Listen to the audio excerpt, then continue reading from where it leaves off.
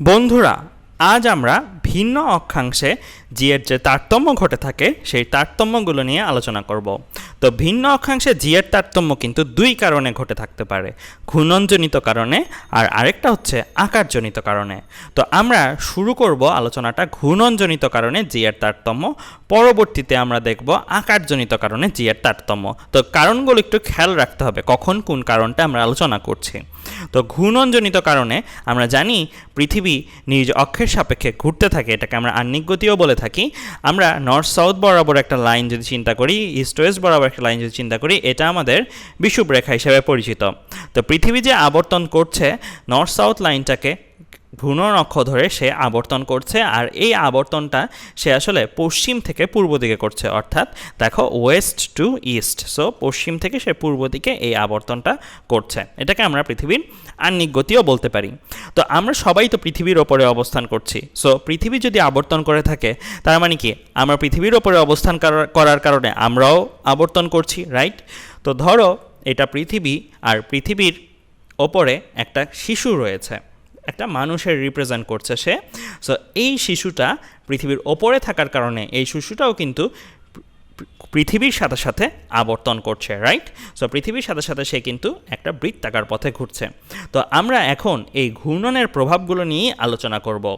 তো শিশুটা যদি এই অবস্থানটাতে থাকে, শিশুটার ওপরে একটা বল কাজ করবে যেটা তার ওজন বল। ওজন বল কোথায় কাজ করে? ওজন বল কাজ করে পৃথিবীর কেন্দ্র বরাবর, যেটাকে আমরা ডাব্লিউ দিয়ে প্রকাশ করতে পারি। সো ডাব্লিউটা হচ্ছে আমার শিশুর ওজন বল। তো শিশুটা এই অবস্থানে আছে, এই অবস্থানে তো একটা সুনির্দিষ্ট অক্ষাংশ বা ল্যামডা আছে। সো এই ল্যামডাটা কত? ইস্ট ওয়েস্ট লাইনের সাথে শিশুর অবস্থান আর কেন্দ্রের সংযোগ রেখার কোণ, যেটাকে আমরা ল্যামডা দিয়ে প্রকাশ করি, এটাই হচ্ছে, এই কোণের মানটাই হচ্ছে এই অবস্থানের অক্ষাংশ, অর্থাৎ শিশুর অবস্থানের অক্ষাংশ। তো খেয়াল করে দেখো, শিশুটা যদি এই অবস্থানে থাকে, পৃথিবী যেহেতু ঘুরছে তার মানে শিশুটাও কিন্তু ঘুরছে। আর শিশুটার ঘূর্ণনটা কীরকম হবে? একটা বৃত্তাকার পথ হবে, রাইট? শিশুটা কি এখান দিয়ে, যে পৃথিবীর ওই পাশটা দিয়ে পেছন দিয়ে ঘুরে এসে আবার এখান দিয়ে এসে এই পর্যন্ত আসবে, রাইট? তো পৃথিবীটা যেহেতু এরকম করে ঘুরছে তার মানে শিশুটাও কন্টিনিউয়াসলি এভাবে পৃথিবীর সাথে সাথে ঘুরছে। যেহেতু শিশুটা একটা বৃত্তাকার পথে ঘুরছে, আমরা জানি নিউটনীয় বলবিদ্যা অধ্যায় থেকে যে কোনো বস্তু যদি বৃত্তাকার পথে ঘুরতে থাকে তাহলে তার ওপরে একটা কেন্দ্রবিমুখী বল কাজ করে। কেন্দ্রবিমুখী বলটা কোথায় কাজ করে? কেন্দ্রবিমুখী বলটা কেন্দ্রের বাইরের দিকে।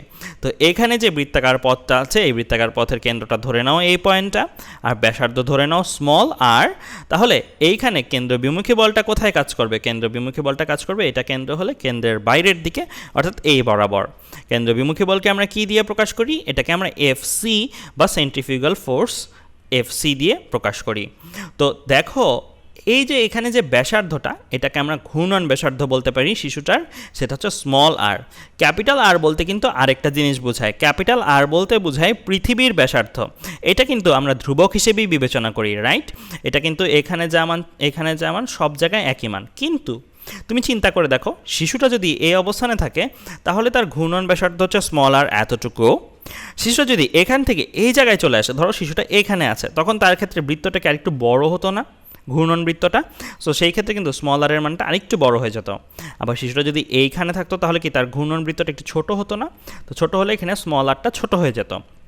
তার মানে কি বোঝা যাচ্ছে? এক একটা ল্যামডার জন্য, এক একটা ল্যামডা কোণের মানের জন্য আমার স্মল আর এর কিন্তু এক একটা মান সম্ভব, বাট ক্যাপিটাল আর কিন্তু সবসময়ই একটা, যেটার মান আমাদের মুখস্থ রাখতে হবে, কত? 6.4 × 10⁶ মিটার।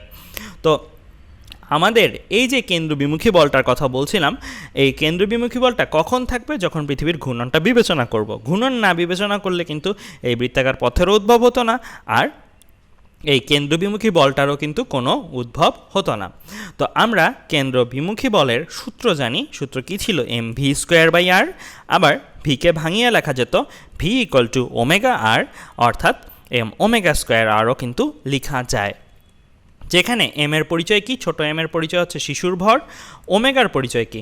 ওমেগার পরিচয় হচ্ছে পৃথিবীর কৌণিক বেগ, যেহেতু পৃথিবীর কৌণিক বেগ আর শিশুর কৌণিক বেগ একই। আর স্মল আর এর পরিচয় কি? স্মল আর এর পরিচয় হচ্ছে আমার শিশু যে বৃত্তপথে ঘুরছে সেই বৃত্তপথের ব্যাসার্ধ। তো এই ক্ষেত্রে এই যে ওমেগাটা, এই ওমেগাটাও কিন্তু বের করার উপায় আছে। সো এই ওমেগাটা কিন্তু তুমি চাইলে বের করতে পারো। কিভাবে এটা বের করতে পারো বলি, আমরা ওমেগার ফর্মুলা জানি। ওমেগা ফর্মুলা হচ্ছে 2π/T। 2π হচ্ছে সম্পূর্ণ আবর্তনের ক্ষেত্রে যত কোণ যায়, আর T হচ্ছে সম্পূর্ণ আবর্তনের ক্ষেত্রে প্রয়োজনীয় সময় বা পর্যায়কাল। তো 2π/T, T পৃথিবীর জন্য কত? পৃথিবীর একবার এখান থেকে ঘুরে আবার এখানে আসতে, অর্থাৎ আজকে সকাল থেকে কালকে সকাল পর্যন্ত যে সময়টা, সেটাই তো পৃথিবীর আহ্নিক গতির পর্যায়কাল, তাই না? তো এটা কত? 24 ঘন্টা, তাই না? পৃথিবী একদিনে তার নিজের অক্ষের সাপেক্ষে পূর্ণ আবর্তন করে, আমরা শিখে এসেছি এটা। সো T এ আমরা 24 ঘন্টা বসাবো, এটাকে সেকেন্ডে নিয়ে বসাবো। তো 24 × 60 × 60, তাহলে এটা সেকেন্ডে চলে আসলো। তাহলে আমি কিন্তু ভ্যালুটা হিসাব করলে আমরা পাচ্ছি কি 7.27 × 10⁻⁵ রেডিয়ান পার সেকেন্ড। কেন এটা রেডিয়ান পার সেকেন্ড? কারণ ওপরে যে কোণের মানটা বসালে পূর্ণ আবর্তনের জন্য কত কোণ ঘোরা হয়, 2π রেডিয়ান পরিমাণ, সো 2π রেডিয়ান। আর নিচে যে সময়টা বসালে এটা হচ্ছে পূর্ণ আবর্তনের সময়, এটি কিন্তু আমাদের মুখস্থ থাকতে হবে। সো এই ভ্যালুটা আমরা কিন্তু হিসাব করে নিতে পারি। সো এই ভ্যালুটা সরাসরি মুখস্থ না রাখলেও এই হিসাবটা তোমাদের মনে রাখতে হবে, যেন প্রয়োজনে তোমরা এটা বের করে নিতে পারো। তো এটা হচ্ছে আমার পৃথিবীর আহ্নিক গতির ক্ষেত্রে কৌণিক বেগের মান। তো ওমেগার মানটা কিন্তু তোমার ক্ষেত্রে মনে রাখতে হবে, পৃথিবীর জন্য এটা কিন্তু ফিক্সড। তো যাই হোক, আমরা যদি এখন চিন্তা করি, এই যে সে ঘুরছিল, এটাকে 2 ডাইমেনশনাল একটা ফিগারের মাধ্যমে নিয়েছে। এটা 3D ফিগার, সো 2 ডাইমেনশনাল ফিগারের মাধ্যমে বোঝাতে একটু সুবিধা হবে এই ক্ষেত্রে। একই ঘটনায় কিন্তু এখানে দেওয়া আছে, দেখো মিলিয়ে। এটা হচ্ছে শিশুর ওজন, এই যে শিশুর অবস্থান, শিশুর ওজন W, এটা হচ্ছে R, এটা হচ্ছে ল্যামডাটা, এই যে দেখো ল্যামডা, আর এই ছিল FC, এটা দেখো FC। সো সব কিছুই একই। তো আমি এই ফিগারটা তাহলে সরিয়ে দিচ্ছি, সো এই ফিগারটা আমি সরিয়ে দিচ্ছি। তো এই জিনিসটা দিয়ে আমি বুঝাই শিশুর অবস্থানটা এখানে, যার ওপরে কেন্দ্রবিমুখী বল কাজ করছে এই দিকে, আর ওজন কাজ করছে এই দিকে। আমরা এতদিন পর্যন্ত যেটাকে ওজন হিসেবে চিনতাম, অর্থাৎ W = mg, small m small g, ভর ইন্টু অভিকর্ষ ত্বরণ, সেটা কি অভিকর্ষ বল বা ওজন ছিল। আর ওই ওজনটা কিন্তু আমরা এতদিন ভুল শিখেছি বললাম কেন? কারণ আমরা এতদিন যে এটাকে mgটাকে ওজন হিসেবে জানতাম, সেটা আসলে পৃথিবীটাকে স্থির বিবেচনা করে ওজন, কিন্তু প্রকৃতপক্ষে পৃথিবীটা কি স্থির না। আমরা দেখলাম পৃথিবীর একটা আহ্নিক গতি আছে। তার মানে আমাদের যে স্মল mg ছিল, এটা হচ্ছে এই ওজনটা এখানে যেটা দেখানো আছে, এটা কিন্তু আমাদের বাস্তবের ওজন না। বাস্তবের ওজনটা কিন্তু এই ওজন থেকে কিছুটা কমে যাবে। কেন কমে যাবে? কারণ দেখো, এই ওজনটা পৃথিবীর ঘূর্ণন না বিবেচনা করে ওজন, যেটাকে আমরা এতদিন পর্যন্ত নবম দশম শ্রেণী, ইনফ্যাক্ট এই চ্যাপ্টারে এই টপিকটার আগ পর্যন্ত যেটাকে ওজন হিসেবে বলতাম, সেটা হচ্ছে পৃথিবীটাকে স্থির বিবেচনা করে ওজন, যেটার মান হচ্ছে ভর ইন্টু অভিকর্ষ ত্বরণ। অভিকর্ষ ত্বরণের মান বসাতে 9.8। এই এফসিটা আসার কারণে কিন্তু এই ওজনের কিছুটা ক্ষতি হবে বলতে এই ওজনের কিছুটা হ্রাস পাবে। এফসি আর ডাব্লিউ দুইটা ভিন্ন লাইনে আছে, রাইট? সো আমরা যেটা করব, এফসিটাকে আগে ডাব্লিউ বরাবর লাইনে নিব, অর্থাৎ এফসি কেন্দ্রবিমুখী বলের একটা উপাংশ আমি নিব এই বরাবর। এটা কিভাবে নিলাম? এই কোণটা কি আমার ল্যামডা ছিল, এই কোণটা যদি ল্যামডা হয় এটাও আমাদের ল্যামডা, কারণ এটা যদি স্মল আর হয় এটার সাথে এটা সমান্তরাল, আর এটা একটা ছেদক, তাহলে এই কোণের অনুরূপ কোণ হচ্ছে এটা, আর এই কোণের সাথে বিপরীত কোণ কিন্তু আমার এইটা, রাইট? সো এই এফসি এর এই বরাবর একটা উপাংশ নিব। আমরা জানি উপাংশ নেওয়ার ধারণা যে যেই বরাবর উপাংশ নিতে হয় তার সাথে কোণের কস দিয়ে গুণ দিতে হয়। তার মানে এফসি এর এই বরাবর উপাংশ হচ্ছে এফসি কস ল্যামডা। তাহলে দেখো তো, শিশুটার অবস্থান ছিল এইখানে, শিশুটার ওপরে কেন্দ্র বিমুখী বল কাজ করছিল এই বরাবর, যেটার একটা উপাংশ আমরা নিয়েছি ওজনের বিপরীত দিকে, আর ওজন কাজ করছিল এই বরাবর। তাহলে শিশুটার উপরে বাস্তবিক অর্থে কেন্দ্রের দিকে ডাব্লিউ বল কাজ করছে, আর কেন্দ্রের বাইরের দিকে, মানে শিশুটা আর এই কেন্দ্রের বাইরের দিকে, এই কেন্দ্রের কথা বলছি না, পৃথিবীর কেন্দ্রের কথা বলছি, সো এই কেন্দ্রের বাইরের দিকে এফসি কস ল্যামডাটা কাজ করছে। তাহলে শিশু লব্ধি রূপে ভেতরের দিকে ডাব্লিউ এর চেয়ে কিছু কম বল পাবে না? কারণ তুমি চিন্তা করে দেখো, শিশুটাকে এইদিকে যদি 10 নিউটনে টানা হয়, এদিকে যদি 2 নিউটনে টানা হয়, তাহলে শিশুটা প্রকৃতপক্ষে কোথায় যাবে? এই দিকে যাবে, 8 নিউটনে যাবে, তাই না? তো এরকমই বলতে চাচ্ছি, এই ডাব্লিউ এর মানটা একটু বড় হয় সাধারণত এফসি কস ল্যামডার চেয়ে। তাই আমরা বলতে পারি এভাবে যে, যেহেতু শিশুটি ছিটকে যাবে না, তাই ডাব্লিউ এর একটা অংশ, অর্থাৎ এফসি কস ল্যামডা পরিমাণ অংশকে প্রতিহত করতে হবে, আর অবশিষ্ট অংশটা ওজন হিসেবে কাজ করবে। অর্থাৎ ইকুয়েশন আকারে লিখলে তোমাদের বুঝতে সুবিধা হবে, ডাব্লিউ প্রাইম এটা হচ্ছে লব্ধি রূপে শিশুটা ভেতরের দিকে যত বল অনুভব করবে, মানে যেটা আমাদের প্রকৃত ওজন বলতে পারি। আর ডাব্লিউটা কি? ডাব্লিউটা হচ্ছে ঘূর্ণন বিবেচনা না করে যে ওজন, যেটাকে আমরা এতদিন ওজন হিসেবে জানতাম এমজি। আর এফসি কজ ল্যামডা এটা হচ্ছে ঘূর্ণনের কারণে বাইরের দিকে যেই অংশটা বিয়োগ চলে গেল, সো বাইরের দিকে যে অংশটা তাকে ঘূর্ণনটাকে প্রতিরোধ করতে খরচ হয়ে গেল। চিন্তা করে দেখো, যদি ওজনটা এই অংশটাকে প্রতিহত না করতো, অর্থাৎ বিয়োগ না করতাম, ওজন থেকে এই অংশটা বিয়োগ না যেত, তাহলে কি হতে পারতো? তাহলে কিন্তু আমরা বাইরে ছিটকে যেতে পারতাম। সো ওজনের একটা অংশই এই পার্টটাকে নালিফাই করে দেয়, তাই যেটা হয় আমরা বাইরের দিকে ছিটকে আর যাই না। তো এটা আমাদের প্রকৃত ওজন, এটা আমাদের ঘূর্ণন বিবেচনা না করে ওজন, আর এটা হচ্ছে আমাদের কেন্দ্র বিমুখী বলের এই দিক বরাবর উপাংশ। তো চলো আমরা এই হিসাবটাকে যদি এগিয়ে নিয়ে যাই, সো ডাব্লিউ প্রাইমকে আমরা ভাঙিয়ে লিখতে পারি এম জি প্রাইম, যেখানে স্মল এমটা হচ্ছে শিশুর ভর, আর জি প্রাইম হচ্ছে প্রকৃত অভিকর্ষজ ত্বরণ। খেয়াল রাখবে, এটা হচ্ছে প্রকৃত ওজন আর এটা হচ্ছে প্রকৃত অভিকর্ষজ ত্বরণ। এটা হচ্ছে ঘূর্ণন বিবেচনা করে আসলে অভিকর্ষজ ত্বরণ। আর এইখানে যে ডাব্লিউটা ছিল এটা হচ্ছে ঘূর্ণন না বিবেচনা করে অভিকর্ষজ ত্বরণ, মানে যেটাকে আমরা 9.8 হিসেবে চিনতাম, এটা হচ্ছে সেই 9.8। বাট এটা কিন্তু 9.8 হবে না, এটা কিন্তু কিছুটা চেঞ্জ হয়ে যাবে। মাইনাস এফসি, এফসিটাকে আমরা সূত্র আকারে গত পেজে দেখে এসেছি, এম ওমেগা স্কোয়ার আর, তাই লিখলাম। কজ ল্যামডা ছিল, কজ ল্যামডা লিখলাম। তো দেখো small M small M small M, অর্থাৎ প্রত্যেক জায়গায় শিশুর ভর রয়েছে। তো শিশুর ভরগুলো কিন্তু আমরা কাটাকাটি করে দিতে পারি। শিশুর ভরগুলো কাটাকাটি করে দিলে আমাদের এরকম একটা কিছু থাকে।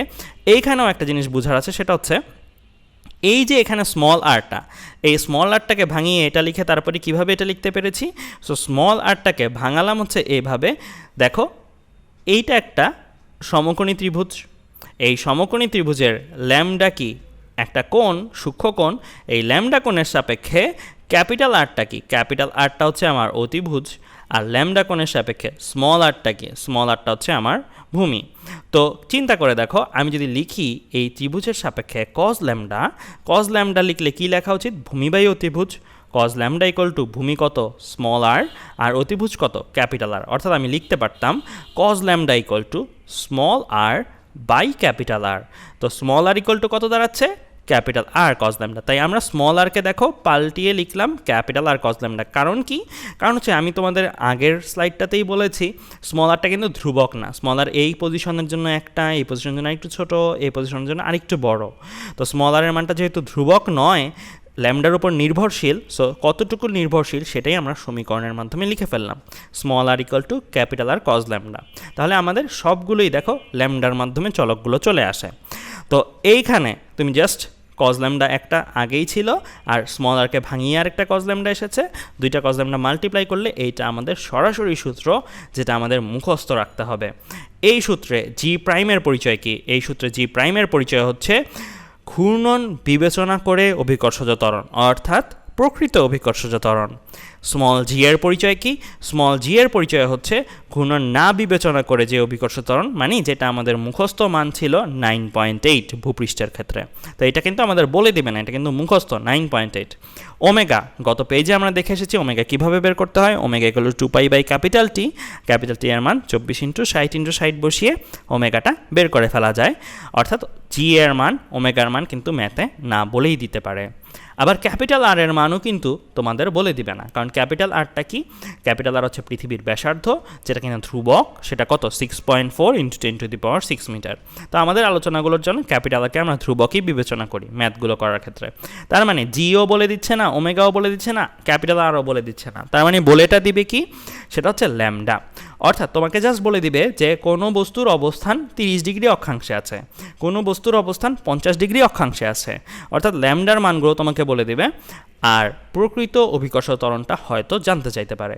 সো জি এর মান মুখস্থ থেকে বসাবো, ওমেগার মান বের করে নিব 2 পাই বাই ক্যাপিটাল টি থেকে, ক্যাপিটাল টি এর মান মুখস্থ বসাবো, ক্যাপিটাল আর এর মান মুখস্থ বসাবো, আর ল্যামডার মান বসিয়ে জি প্রাইমের মান কিন্তু আমরা পেয়ে যাব।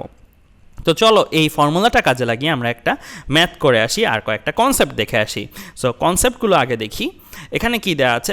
বিভিন্ন অঞ্চলে ঘূর্ণনের জন্য জি এর মান আমরা জি প্রাইমের মান আমরা বের করব।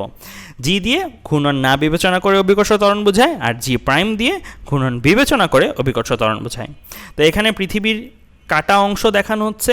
সো এটা কি আমার বিষুব রেখাটা, এই যে 0 ডিগ্রি যে লাইনটা ইকুয়েটর, সেটা হচ্ছে আমার বিষুব রেখাটা। পৃথিবী যেহেতু ত্রিমাত্রিক, সো ত্রিমাত্রিকভাবে দেখানো হয়েছে। এটা আমার 0 ডিগ্রি অক্ষাংশ, এটা আমার 30 ডিগ্রি অক্ষাংশ, এটা আমার 60 ডিগ্রি অক্ষাংশ, এটা আমার 90 ডিগ্রি অক্ষাংশ। তার মানে এটাও কত আমার 60 ডিগ্রি। তো 60 ডিগ্রি অক্ষাংশ যে একটা পয়েন্ট তা না, একটা বৃত্ত, রাইট? 30 ডিগ্রি অক্ষাংশ যে একটা পয়েন্ট তা না, 30 ডিগ্রি অক্ষাংশ কিন্তু একটা বৃত্ত। সো কেটে জিনিসটা ভালো করে বোঝানো যাচ্ছে। তো আমরা বিষুব রেখা কোনটাকে বলি? এটাকে বলি। আর মেরু অঞ্চল কোনটাকে বলি? এটাকে। আর এটাকে বলি, এটা হচ্ছে উত্তর মেরু, এটা হচ্ছে দক্ষিণ মেরু। তো আমরা চলো এক্সট্রিম কেসগুলো নিয়ে আলোচনা করি। ল্যামডার মান সবচেয়ে বেশি কোথায়? সবচেয়ে বেশি কিন্তু মেরুগুলোতে। এটা হচ্ছে 90 ডিগ্রি, আবার এটাও কিন্তু 90 ডিগ্রি। এর চেয়ে বেশি ল্যামডার মান কিন্তু তুমি কখনো পাবে না। তো আমরা মেরু অঞ্চলে ল্যামডার মান যেহেতু মুখস্থ, এটা কিন্তু বলে দিবে না মেরু অঞ্চলে ল্যামডা 90 ডিগ্রি, এটা মাথায় রাখতে হবে।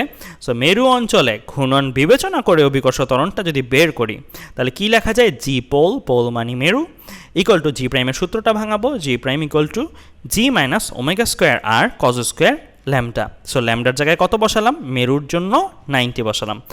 চিন্তা করে দেখো তো এখানে কি আছে? Cos square 90, cos 90 whole square লেখা যায়। কজ 90-র মান কত? 0। তার মানে এই অংশটাই কিন্তু শূন্য হয়ে যায়, অর্থাৎ এই অংশটাই থাকে না। অর্থাৎ G pole equal to G. G pole মানে কি? মেরু অঞ্চলে ঘূর্ণন বিবেচনা করে অভিকর্ষজ ত্বরণ। আর এটা কি? ঘূর্ণন না বিবেচনা করে অভিকর্ষ ত্বরণ। এরকম প্রশ্ন কিন্তু ক্ষতে হয়ে থাকে যে মেরু অঞ্চলে পৃথিবীর ঘূর্ণনের কোনো প্রভাব নেই, এটা ব্যাখ্যা করতে বলতে পারে। সো ব্যাখ্যাটা খুবই সিম্পল, জাস্ট এতটুকু লিখবে। এতটুকু লিখলে আসলে কি বুঝাচ্ছ যে মেরু অঞ্চলে যে অভিকর্ষ ত্বরণ ঘূর্ণন বিবেচনা করে, ঘূর্ণন না বিবেচনা করেও সেই অভিকর্ষ ত্বরণ। অর্থাৎ মেরু অঞ্চলে ঘূর্ণন থাকুক বা না থাকুক, অভিকর্ষ ত্বরণের মান 9.8 হতো, রাইট? সো এটাই কিন্তু বোঝাচ্ছে মেরু অঞ্চলে অভিকর্ষ ত্বরণের জন্য ঘূর্ণনের কোনো প্রভাব নেই। এবার আসি বিষুব অঞ্চলে। দেখো তো সবচেয়ে কম ল্যামডার মানটা কোথায়?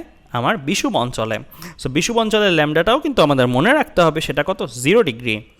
সো বিষুব অঞ্চলের জন্য যদি আমরা ঘূর্ণন বিবেচনা করে অভিকর্ষ ত্বরণ বের করি, তাহলে আমরা লিখতে পারি জি ইকুয়েটর, ইকুয়েটর মানে আমার বিষুব রেখা। So G equator equal to G prime equal to, formula ভাঙালাম, G minus omega square R cos square lambda. ল্যামডার জায়গায় কত বসাচ্ছি? বিষুবের জন্য 0 ডিগ্রি বসাচ্ছি। সো বিষুবের জন্য যদি আমি 0 বসাই, তাহলে এই পার্টটা আমার কি হয়ে যাবে? কজ 0-র কারণে 1 স্কোয়ার মানে 1, মানে এটা আমার 1 হয়ে যাবে। সো 1 হয়ে গেলে আমার এরকম কিছু একটা থাকবে, ঘূর্ণন বিবেচনা করে বিষুব অঞ্চলের অভিকর্ষজ ত্বরণ ইকুয়াল টু ঘূর্ণন না বিবেচনা করে অভিকর্ষ ত্বরণ মানে 9.8 minus omega square capital R. ওমেগার ভ্যালু কিন্তু জানা আছে, আর এর ভ্যালু কিন্তু জানা আছে। তো বিষুব অঞ্চলে কথাটা যদি কোনো প্রশ্নে উচ্চারণ করে দেওয়া থাকে, তাহলে কিন্তু বুঝতে হবে ল্যামডা 0, আর তখন ত্বরণের সূত্র, অভিকর্ষ ত্বরণের সূত্র কিন্তু এইটা হবে। তখন কিন্তু কোনো জায়গায় অভিকর্ষ ত্বরণ ব্যবহার করতে হলে এইটা বের করে তারপরে ব্যবহার করতে হবে। এখানেও ক্ষতে একটা প্রশ্ন হয়, সেটা কি? সেটা বলতে পারে এরকম যে দেখাও যে বিষুব অঞ্চলে অভিকর্ষ ত্বরণ ঘূর্ণনের প্রভাবটা অভিকর্ষ ত্বরণের উপরে সবচেয়ে বেশি পড়ে। কেন সবচেয়ে বেশি পড়ে? দেখো তো কজ 0-র মানটাই কি কজের জন্য সবচেয়ে বেশি রেঞ্জ না? কজের রেঞ্জ কত? 1 পর্যন্ত হতে পারে, বড় জোর 1 পর্যন্ত হতে পারে, 1-এর চেয়ে বেশি তো আর হতে পারে না। আর 1 কখন হয়? কজের মান যখন 0 হয়, রাইট? তার মানে এর চেয়ে বেশি বিয়োগ যাওয়ার কিন্তু কিছু নাই, তাই না? অন্য সব কোণ যদি হয়, অন্য সব কোণের জন্য কিন্তু এই বিয়োগ যাওয়া অংশটা কিছুটাও কমে যাবে, কারণ এখানে থাকবে পয়েন্ট সামথিং। তো এরকম কিছুটা কমে যাবে, মানে বিয়োগটা কম যাবে। কিন্তু কজ 0-র জন্যই কিন্তু আলটিমেটলি আমার 1 আসছে, মানে সবচেয়ে বেশি বিয়োগ যাচ্ছে। তার মানে এই যে প্রভাবটা ঘূর্ণনের প্রভাবটা কিন্তু বিয়োগ যাওয়া অংশটা, আর এই প্রভাবটা সবচেয়ে বেশি কখন? বিষুব অঞ্চলের ক্ষেত্রে। সো এই প্রশ্নটা যদি আসে বিষুব অঞ্চলে অভিকর্ষ ত্বরণ নির্ণয়ের বা অভিকর্ষ ত্বরণের ওপরে ঘূর্ণনের প্রভাব সর্বোচ্চ, তখন কতটুকু লিখবে? এতটুকু লিখলেই কিন্তু হয়ে যাবে। এবার আমরা আসি, আমরা কোথায় থাকি? ঢাকাতে। তো ঢাকার ল্যামডা কত? এটা আমাদের মুখস্থ রাখতে হবে না, এটা আমাদের বলে দিবে, এরকম বিভিন্ন অঞ্চলে যদি জানতে চায় বলে দিবে। সো ঢাকার ক্ষেত্রে ল্যামডার ভ্যালু হচ্ছে 23.87 ডিগ্রি। সো এই ভ্যালুটা আমাদের আর মুখস্থ রাখতে হবে না, এটা আমাদের বলে দিচ্ছে। সো এই ভ্যালুটা আমরা যদি বসাই এখানে, জি প্রাইম, জি ঢাকা equal to G prime, formula ভাঙালাম G minus omega square R cos square lambda. তো ল্যামডার মানটা তুমি যদি 23.87 বসাও তাহলে একটা ভ্যালু পাবে, তাহলে কিন্তু তুমি ঢাকার জন্য ঘূর্ণন বিবেচনা করে যে অভিকর্ষজ ত্বরণ সেটা বের করে ফেলতে পারবে। সো তোমাকে কিন্তু এক একটা সিটি, এক একটা স্টেট, এক একটা জায়গার ল্যামডা বলে দিয়ে ওই জায়গার অভিকর্ষ ত্বরণ কত ঘূর্ণন বিবেচনা করে সেটা জানতে চাইতে পারে। তো চলো আমরা আরেকটা কারণ দেখব বলেছিলাম, সেই কারণটা দেখে আসি। আমরা ভিন্ন অক্ষাংশে জি এর তারতম্য পড়ছিলাম, অলরেডি একটা কেস আমাদের শেষ, যেটা কি না কি ছিল, ঘূর্ণনজনিত কারণে জি এর তারতম্য। ভিন্ন অক্ষাংশে ঘূর্ণনজনিত কারণে জি এর তারতম্য। এখন আমরা পড়ব ভিন্ন অক্ষাংশে আকরজনিত কারণেও জি এর তারতম্য ঘটে থাকে। সো আকারজনিত কারণে তারতম্য এটা কিভাবে বোঝানো যায়? এটা খুবই সিম্পল। আমরা জানি পৃথিবী সম্পূর্ণ গোল না, পৃথিবী একটু কমলা লেবুর মতো চাপা, ঠিক এখানে যেভাবে এঁকেছি সেরকমটাই। এখানে দেখো এই লাইনটা কি একটু বড়, এইটা কি একটু ছোট, অর্থাৎ নর্থ সাউথ বরাবর সে একটু চাপা, ইস্ট ওয়েস্ট বরাবর সে একটু মোটা। তো এই জিনিসটা যদি হয় তাহলে দেখো সব জায়গায় ব্যাসার্ধটা কিন্তু আর কনস্ট্যান্ট পাচ্ছ না। ব্যাসার্ধ বলতে এখানে যেটা বোঝানো হচ্ছে সেটা বোঝানো হচ্ছে ভূপৃষ্ঠ থেকে কেন্দ্রের দূরত্ব। দেখো এইখানের ভূপৃষ্ঠে তুমি যদি থাকো, এখান থেকে তুমি কেন্দ্র থেকে কিন্তু অনেকটা দূরে আছো, বাট তুমি যদি এইখানের ভূপৃষ্ঠে থাকো তাহলে কিন্তু কেন্দ্র থেকে তুলনামূলক এইটার তুলনামূলক কাছে আছো, রাইট? তার মানে এটাকে যদি ব্যাসার্ধ বলি এই ক্ষেত্রে, এটাকে যদি ব্যাসার্ধ বলি এই ক্ষেত্রে, দুই ক্ষেত্রে কিন্তু ব্যাসার্ধের মান মানে ভূপৃষ্ঠ থেকে কেন্দ্রের দূরত্বের মান একই পাচ্ছি না। তার মানে আমরা যেহেতু জানি যে মেরুতে আর বিষুবের আর থেকে ছোট, এটা দেখাই যাচ্ছে এটা এটার তুলনায় ছোট, তাই আমাদের সূত্রও আমাদের জানা আছে। অভিকর্ষ ত্বরণের নির্ণয়ের সূত্র ভূপৃষ্ঠে small G equal to GM by R square. খেয়াল রাখবে আমরা কিন্তু এই আলোচনাগুলো যে করছি এগুলো কিন্তু সব ভূপৃষ্ঠের অভিকর্ষ ত্বরণ নির্ণয় করছি। ঘূর্ণনজনিত কারণেও যেটা করলাম ভূপৃষ্ঠে, আবার আকারজনিত কারণেও যেটা করছি সেটা হচ্ছে ভূপৃষ্ঠে, মানে আমরা উঠছি না নামছি না। সো উঠা নামার ঘটনাগুলো কিন্তু আমরা আগের ক্লাসে করে এসেছি। তো ভূপৃষ্ঠে জি এর ফর্মুলা হচ্ছে GM by capital R square. চিন্তা করে দেখো তো আর এর সাথে স্মল জি এর সম্পর্কটা কীরকম? ব্যস্তানুপাতিক না, বর্গের ব্যস্তানুপাতিক। তাহলে কি বোঝা যাচ্ছে? যেখানের স্মল আর ক্যাপিটাল আর ছোটো হবে, অর্থাৎ ব্যাসার্ধটা ছোট হবে, সেইখানের জি এর মানটা কি বেশি হওয়া উচিত। সো তাই কিন্তু হচ্ছে মেরুতে ভূপৃষ্ঠ থেকে কেন্দ্রের দূরত্বটা ছোট, তাই মেরুতে স্মল জি এর মানটা বড়। মেরুতে ছোট বলে এটা বড় হচ্ছে। আবার বিষুবে ক্যাপিটাল আরটা বড় বলে বিষুবে ক্যাপিটাল জি স্মল জিটা কিন্তু আলটিমেটলি ছোট হচ্ছে। সো এটাও কিন্তু একটা কারণ যে মেরুতে জি এর মানটা বিষুবে জি এর মান অপেক্ষা বৃহত্তর। তাহলে আমি একটু একটা প্রশ্ন তোমাদের বলবো যেটা খুবই এসে থাকে, সেটা হচ্ছে ঘতে আসে যে মেরুতে অভিকর্ষ ত্বরণের মান বিষুবে অভিকর্ষ ত্বরণের মান অপেক্ষা বৃহত্তর কেন, বা বিশ্লেষণ করো। 4 নম্বরের জন্য যদি আসে, কেউ যদি এতটুকু লিখো সে কিন্তু অর্ধেক মার্কস পাবে। তার ফুল মার্কস পেতে হলে যেটা করতে হবে, এই পার্টটা লিখতে হবে আকারজনিত কারণে দেখিয়ে। আর আগের পেজে আমরা যেটা দেখে এসেছিলাম এই অংশটা দেখো, এই অংশটাও কি প্রুফ করছে? মেরু অঞ্চলে অভিকর্ষজ ত্বরণের মানটা কি কিছুই বিয়োগ যাচ্ছে না ঘূর্ণনজনিত কারণে যেটা, আর বিষুব অঞ্চলে অভিকর্ষ ত্বরণের মানে কি একটা বড় অংশ বিয়োগ যাচ্ছে। তার মানে এখানে বিয়োগ যাওয়ার পর একটা ছোট মান থাকবে, অর্থাৎ ত্বরণের মানটা অভিকর্ষ ত্বরণের মানটা বিষুবে একটু কমে যাবে মেরুর তুলনায়। সো এটাও কিন্তু আরেকটা কারণ, মানে দুই কারণেই জিতে গেল কে? মেরু। মানে দুই কারণেই মেরুতে আমার বেশি। ঘূর্ণনজনিত কারণেও মেরুতে অভিকর্ষ ত্বরণের মান বেশি, আবার আকারজনিত কারণ মাত্র যেটা পড়লাম সেই আকারজনিত কারণেও আমাদের অভিকর্ষ ত্বরণের মান মেরুতেই বেশি। তো চলো আমরা এই ঘটনাগুলো যা পড়লাম সেগুলোকে কাজে লাগিয়ে ম্যাথ করে আসি। এখানে কি দেয়া আছে? পৃথিবী নিজ অক্ষের চারদিকে 24 ঘন্টায় একবার প্রদক্ষিণ করে, একে আহ্নিক গতি বলে। পৃথিবীর এই ঘূর্ণন গতির জন্য অভিকর্ষজ ত্বরণ সর্বত্র সমান নয়। পৃথিবীর ব্যাসার্ধ 6400 কিলোমিটার এবং ভূপৃষ্ঠে অভিকর্ষীয় ত্বরণ 9.8 metre per second square. So আমাকে ডাটা দেওয়া আছে, ব্যাসার্ধ এগুলো দেওয়া আছে। সো আমাদের প্রথম প্রশ্ন হিসেবে জানতে চাওয়া হয়েছে 45 ডিগ্রি অক্ষাংশে অবস্থিত অঞ্চলে অভিকর্ষজ ত্বরণ নির্ণয় করো। দেখো তো এটা কিসের মান? ল্যামডার মান দেওয়া আছে। তো ল্যামডার মান দিয়ে আমাদের অভিকর্ষজ ত্বরণ বের করতে বলেছে। পরের প্রশ্নে বলে দেওয়া আছে বিষুব অঞ্চলে অবস্থিত কোন বস্তুর অভিকর্ষীয় ত্বরণ 0 হতে হলে পৃথিবীর কৌণিক বেগের অর্থাৎ ওমেগা যেটা কৌণিক বেগের কিরূপ পরিবর্তন করতে হবে। তো চলো আমরা প্রবলেমগুলো যদি সলভ করি, তো সলভ করার ক্ষেত্রে আমাদের যে ডাটাগুলো দেওয়া আছে সেই ডাটাগুলো থেকে প্রথম প্রশ্নের জন্য পাচ্ছি ল্যামডা 45 ডিগ্রি। আমি স্মল জি এর মান 9.8 মিটার পার সেকেন্ড স্কোয়ার যেটা দেওয়া আছে, না দিলেও আমাদের মুখস্থ থাকতে হতো। ক্যাপিটাল টি এর মান 24 ঘন্টা, যেটাও দেওয়া আছে, যেটা আমাদের মুখস্থ থাকতে হতো না দিলে, যেটাকে আমরা সেকেন্ডে নিয়ে নিয়েছি কীভাবে 24 × 60 × 60। তো আমার কাছে ওমেগা দেওয়া আছে, ওমেগা বেসিক্যালি দেয়া নি, ক্যাপিটাল টিটা দেওয়া আছে, ইনডিরেক্টলি ওমেগাটা দেওয়া আছে আর কি। ক্যাপিটাল টি দেওয়া থাকলে ওমেগার মানটা আমরা 2π/, ক্যাপিটাল টি এর ভ্যালু বসিয়ে আমরা বের করতে পারি। কেন আমরা ওমেগাটা বের করলাম? কারণ আমাদের তো আসলে ঘূর্ণনজনিত কারণে অভিকর্ষ ত্বরণের মান দরকার। সো ওই ফর্মুলাটা যদি আমরা খেয়াল করি, ওখানে আমাদের ওমেগা আছে একটা। তো আমাদের যাবতীয় যা যা লাগে এই ফর্মুলাটার জন্য তা বের করে ফেললাম, লিখে ফেললাম। তো লিখে আমি জাস্ট এখানে বসাবো। সো জি এর মান আমি বসালাম 9.8, ওমেগার মান এই ভ্যালুটা বসালাম, আর এর ভ্যালুটা বসালাম। সব কিছুর ভ্যালু যদি আমি বসাই, তাহলে জি প্রাইমের ভ্যালু আমরা যেটা পাবো সেটা কত? 9.783 মিটার/সেকেন্ড স্কোয়ার। তার মানে এটা কি দাঁড়াচ্ছে? এটা দাঁড়াচ্ছে ঘূর্ণন বিবেচনা করে 45 ডিগ্রি অক্ষাংশে অভিকর্ষ ত্বরণটা আসলে কত, সেই মানটা। তো আমাদের প্রথম প্রশ্নে কিন্তু হয়ে গেল, জাস্ট 2 লাইনেরই ব্যাপার, খালি এই ভ্যালুগুলো কালেক্ট করতে হবে আর ওমেগার ভ্যালুটা একটু বের করে নিতে হবে। পরের প্রশ্নটা কি বলেছে? বিষুব অঞ্চলে অবস্থিত কোনো বস্তুর অভিকর্ষীয় ত্বরণ শূন্য হতে হলে পৃথিবীর কৌণিক বেগের কীরূপ পরিবর্তন করতে হবে। তো চলো এই ম্যাথটা করি আমরা।